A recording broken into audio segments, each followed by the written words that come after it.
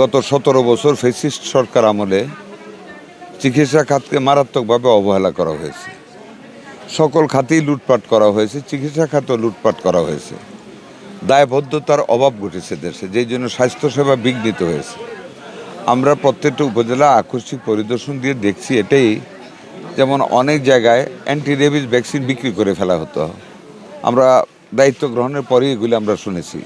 Anti snake venom বিক্রি করে ফেলা হতো, রুগীদেরকে ওষুধ দিত না, ডাক্তাররা নিয়মিত আসতেন না, খারাপ আচরণ করতেন নার্স ডাক্তাররা মানুষের সাথে। এগুলি অনেকগুলি পুঞ্জীভূত সমস্যা আমরা দায়িত্ব গ্রহণ করে বিভিন্ন অফিসে নোট পেয়েছি, বিভিন্ন জায়গা থেকে রিপোর্ট পেয়েছি। এই জিনিসগুলি দেখার জন্য আমরা দায়িত্ব গ্রহণ করার পর থেকে মাননীয় প্রধানমন্ত্রীর নির্দেশে সারা দেশের বিভিন্ন হসপিটালে আমরা কোনো সময় অকস্মাৎ পরিদর্শন করি। আপনারা নিশ্চয়ই শুনেছেন আমরা স্বাস্থ্য পদ্ধতিটা চেঞ্জ করে দিচ্ছি। নাম্বার 1, আপনারা এর মধ্যে শুনেছিলেন আমরা এই 50 শয্যা হাসপাতালগুলিকে 101 শয্যা করতেছি।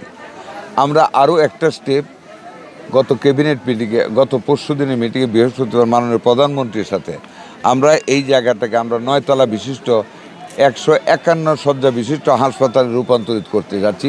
এই বছর থেকে কাজ শুরু হচ্ছে ইনশাআল্লাহ কনস্ট্রাকশনে। একবারে আমরা সবগুলি উপজেলা পারবো না, 3টা পর্যায়ে 3 বছরে আমরা সকলগুলি হাসপাতালগুলিকে আমরা 151 শয্যায় নিয়ে যাব।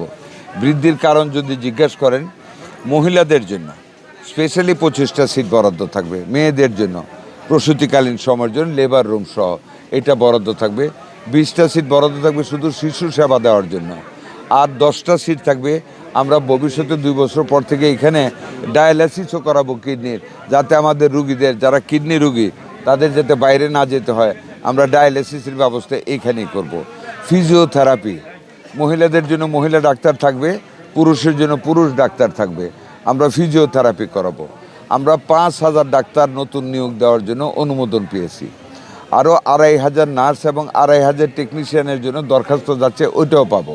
আমরা এই লোকবলগুলি নিয়োগ করতে যাচ্ছি। প্রত্যেকটা উপজেলায় আমরা আরও পর্যাপ্ত পরিমাণে ডাক্তার আগামী 6 মাস পর থেকে আমরা দেওয়া শুরু করবো ইনশাআল্লাহ। এছাড়া আমাদের প্রত্যেকটা ইউনিয়নে, আপনারা শুনে খুশি হবেন, আমরা ইউনিয়নে একটা হেলথ সেন্টার থাকবে। ইউনিয়নে প্রত্যেকটা ইউনিয়নে বিল্ডিং করতে যাচ্ছি, নতুন হেলথ সেন্টার থাকবে, ডাক্তার থাকবে, নার্স আয়া সব থাকবে।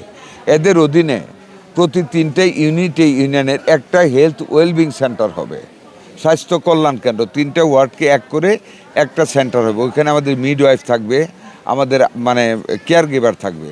তারা বাড়ি বাড়ি গিয়ে হেলথ স্ক্রিনিং করবে, হাই প্রেশার দেখবে, লো প্রেশার দেখবে, ব্রেস্ট ক্যান্সার প্রাইমারি টেস্ট করবে, ইউটেরাস ক্যান্সার প্রাইমারি টেস্ট করবে, বা তাদের ব্লাড টেস্ট করবে, ব্লাড অ্যানালাইজার নিয়ে কোনো অসুবিধা আছে কিনা, হলে ইউনিয়নে রেফার করবে। ওইখান থেকে হেলথ কার্ড দেওয়া হবে, ইউনিয়নে রেফার করবে। ইউনিয়ন ডাক্তার ওনার পর্যায়ে হলে প্রাথমিক চিকিৎসা করবেন, না হলে উপজেলা হেলথ কমপ্লেক্সে পাঠাবেন। উপজেলা হেলথ কমপ্লেক্স না পারলে সেটাকে ডিস্ট্রিক্টে পাঠাবেন।